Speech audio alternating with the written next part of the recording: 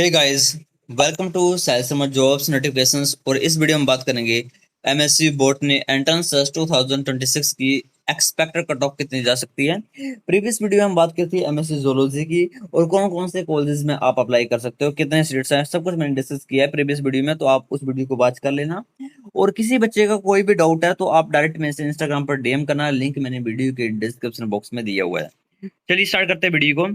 सबसे पहले अगर मैं बात करूं फ्रीक्वेंसी की, यानी कितने मार्क्स पर कितने कैंडिडेट हैं, तो 79 पर 2 कैंडिडेट हैं। उसके बाद आपका सडन ड्रॉप है 74 पर, 74 पर 3 हैं, 73 पर 4 हैं।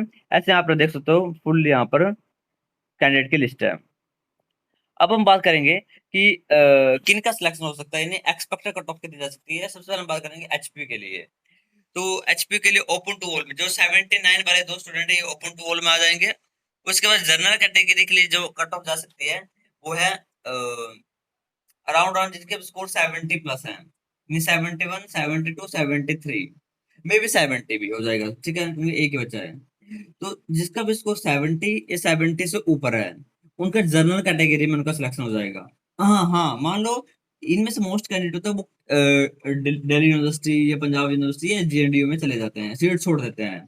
तो अगर मैं बिल्कुल सेफ चलूँ, यानी जिनका मतलब सेकंड थर्ड या फोर्थ लिस्ट में इनका सिलेक्शन हो ही जाएगा, वो है आपका 67। ठीक है, 67 प्लस, यानी कि उसको 67 और 67 से ऊपर है उनका बोटनी के अंडर एचपी मिल जाएगा। ठीक है, जनरल कैटेगरी की मैं बात कर रहा हूँ। अगर मैं बाकी रिजर्व कैटेगरी की बात करूं तो यहाँ पर आप देखो 66 पर 8 स्टूडेंट है। अब देखो पूरे पूरे 8 स्टूडेंट तो होंगे नहीं कि जनरल के होंगे, ये बहुत रेयर प्रोबेबिलिटी है। और हर एक कैटेगरी की 2 या 3 सीटें हैं।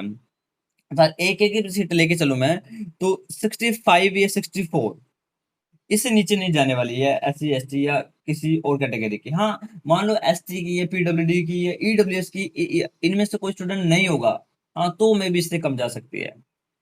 बट फिर भी मुझे नहीं लग रहा, क्योंकि 64.9 स्टूडेंट है। तो ये आप अगर मैं सेफ बिल्कुल सेफ लेके चलूं, जिनका स्कोर 63 ये 63 से ऊपर है उनको एचपी मिल जाएगा, चाहे जिस मर्जी कैटेगरी से वो बिलोंग करते हो। रिजर्व की बात कर रहा हूँ मैं। जनरल की मैंने बता दी है 67 और 67 से ऊपर, और रिजर्व कैटेगरी के 63 और 63 से ऊपर। तो ये तो हो गया आपका एचपी का। अगर हम बात करें गवर्नमेंट कॉलेजेस के लिए, तो आफ्टर एचपी आप अप्लाई करोगे गवर्नमेंट कॉलेज हमीरपुर में। और गवर्नमेंट कॉलेज हमीरपुर का यार रखना, हर एक कॉलेज के इंडिविजुअली फॉर्म निकलते हैं। ऐसा नहीं है कि जैसे एचपी में होगा, एचपी में काउंसलिंग के लिए आपको डायरेक्ट बुलाया जाएगा, लिस्ट आएगी इनकी और डायरेक्ट आपको काउंसलिंग के लिए बुलाया जाएगा। बट बट अगर हम कॉलेज लेवल पर बात करूं तो हर एक कॉलेज के इंडिविजुअली फॉर्म निकलते हैं। आपको 50 रुपए फीस पे करनी पड़ेगी और हर एक कॉलेज में अप्लाई करना है। कॉलेजेस हैं आपके पास गवर्नमेंट कॉलेज हमीरपुर, घुमारवी, रामपुर, और आई थिंक पालमपुर में बॉटनी नहीं है, वहां पर जोलॉजी है। देख लेना वहां पर, क्रॉस चेक लेना बॉटनी आ गई है ये नहीं है ये, बट पहले नहीं थी, पहले जोलॉजी ही थी। तो एक बार देख लेना है या नहीं है, बट जहां तक मुझे पता है वहां पर बॉटनी नहीं है। अगर मैं हमीरपुर की बात करूं तो जनरल कैटेगरी के लिए जो एक्सपेक्टेड कट ऑफ जा सकती है वो है 59 और 59 से ऊपर। चाहे वो सेकंड लिस्ट हो चाहे वो थर्ड लिस्ट हो, हाई चांसेस है कि 59 और 59 से ऊपर वालों को जनरल कैटेगरी में मिल जाएगा गवर्नमेंट कॉलेज अणु। अगर मैं रिजर्व कैटेगरी की बात करूं तो रिजर्व कैटेगरी में जिनका स्कोर 57 और 57 से ऊपर है, चाहे वो किसी भी लिस्ट में आए, उनका सिलेक्शन जरूर होगा गवर्नमेंट कॉलेज हमीरपुर में 57 और 57 से ऊपर। अगर मैं बात करूं गवर्नमेंट कॉलेज घुमारवी की, जो आपको हमीरपुर के बाद चूज करना है, उसमें टोटल 34 सीट्स हैं, यानी सीट्स अच्छी खासी हैं। तो मैं लेके चलता हूँ जिनका स्कोर 53 और 53 से ऊपर है।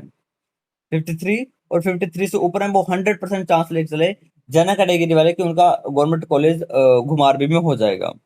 ठीक है, 53 और 53 से ऊपर। हाँ, अगर मैं बात करूँ रिजर्व कैटेगरी की, तो कुछ स्टूडेंट रिजर्व के 52 वाले भी आ जाएंगे, बट क्योंकि देखो 52 में 24 स्टूडेंट हैं, यानी फ्रीक्वेंसी बहुत ज्यादा है।